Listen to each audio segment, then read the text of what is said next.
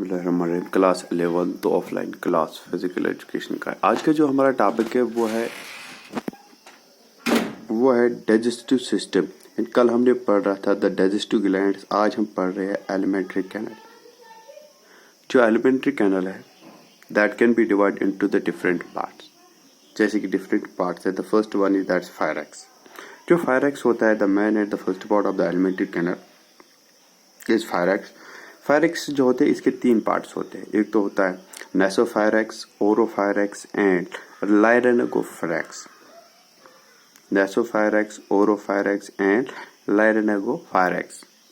जो इसका क्या होता है, नॉर्मली ये जो ओरोफायरैक्स एंड लाइरेनोफायरैक्स होता है इट ट्रांसमिटेड द फूड, ये फूड को ट्रांसमिट करता है। उसके बाद ये कम्युनिकेट करता है नेसोफायरैक्स से। ओरोफायरैक्स और लाइरेनोफायरैक्स ट्रांसमिट फूड करता है। After that it communicates, it passes to the nasopharynx superiorly.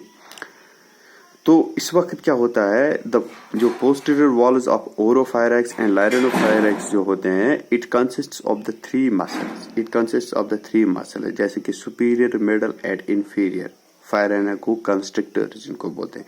They are arranged like the three stacked, three stacks की तरह होते हैं। Mean superior, middle and inferior constrictors जिनको बोलते हैं। The muscle that are one another, one over one, एक दूसरे के साथ में होते हैं। Number 2 is the oesophagus. Oesophagus जो होता है when we swallows our food, जब हम अपना फूड स्वेलो करते हैं, food is pushed into the oesophagus. Mouth से फिर होता है कहाँ, ओसोफैगस में पुश किया जाता है। आफ्टर दैट जो ये ट्यूब होता है, मस्कुलर ट्यूब होता है जिसको ओसोफैगस बोलते हैं, दैट कैरीज द फूड। पहले फूड को कैरी करता है और फूड में जो लिक्विड्स होते हैं उसको भी जो लिक्विड मिला होता है in the mouth, saliva gland से होता है, सलाइवा सैलिवरी ग्लैंड से जो प्रोड्यूस होता है उसको मिक्स करता है into the mouth and to the stomach. From the mouth to the stomach से जो होता है सैलिवरी ग्लैंड से सलाइवा जो होता है, तो उससे क्या होता है, it helps us to swallow once we swallowed it food.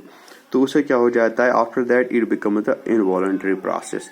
Involuntary means it's not under our will till it reaches to the esophagus. Once it reaches to the esophagus, जब ये esophagus के पास पहुंचता है, it becomes a involuntary process. Involuntary process means it becomes involuntary and proceed under the control of esophagus and the brain. फिर ये under the esophagus के control से आगे जाता है and it's due to the under the function of the brain.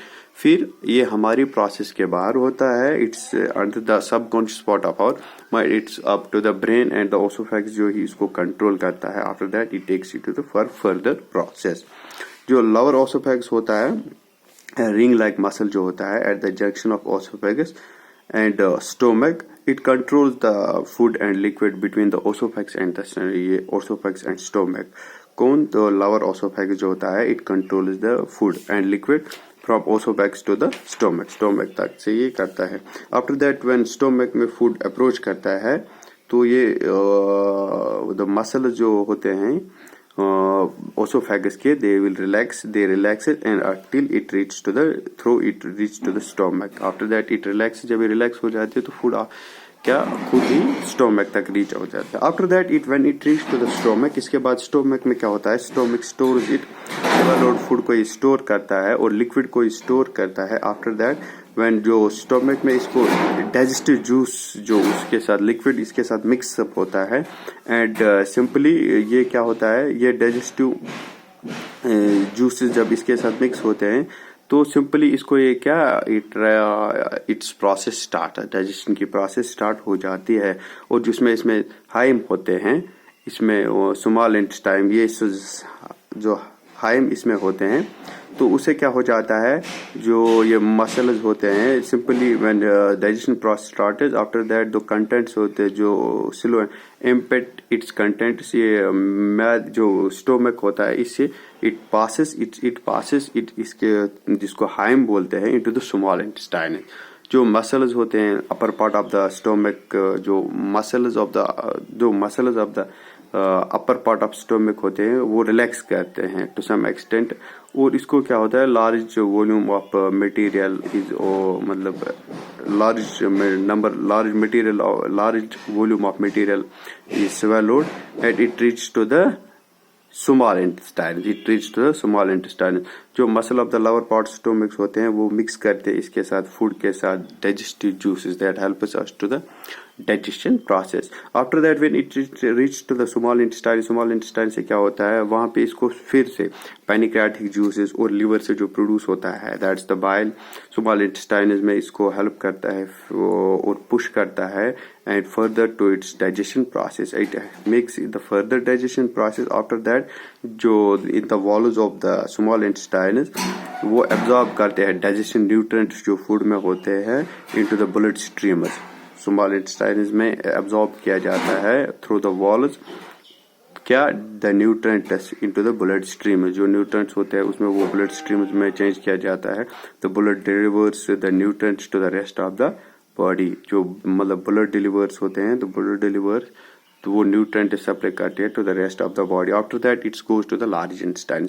जो waste products होते हैं हमारी डाइजेशन प्रोसेस में included undigested parts of the food, तो वो लाइनिंग रहते हैं, वो वही रहते हैं इन द लार्ज इंटेस्टाइन में। आफ्टर दैट जो मसल्स होते हैं वो पुश करते हैं जो वेस्ट प्रोडक्ट्स होते हैं इनटू द लार्ज इंटेस्टाइन।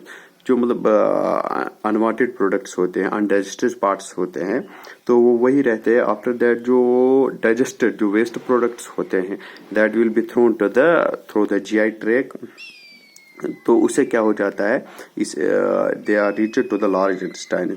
और लार्ज इंटेस्टाइन में क्या होता है, large intestine absorbs the water and any remaining nutrient. अगर कोई रिमेन हो गया है that has been not received into the small intestine में, तो लार्ज इंटेस्टाइन में क्या होता है एब्जॉर्ब होता है। After that when large intestine absorbs the water and the remaining nutrients and changes the waste products from liquid to the stool, and it changes the liquid state from liquid state to the stool into the stool। जो ये large intestines होते हैं जो absorb करते हैं और nutrients remaining nutrients और water को एब्जॉर्ब करते हैं। After that the wastes from liquid into the wastes are changed into the liquid from liquid to the stool. After that the rectum is stored. After that the stool is stored into the rectum till it will be pushed till it pushes stool out of the body during any process.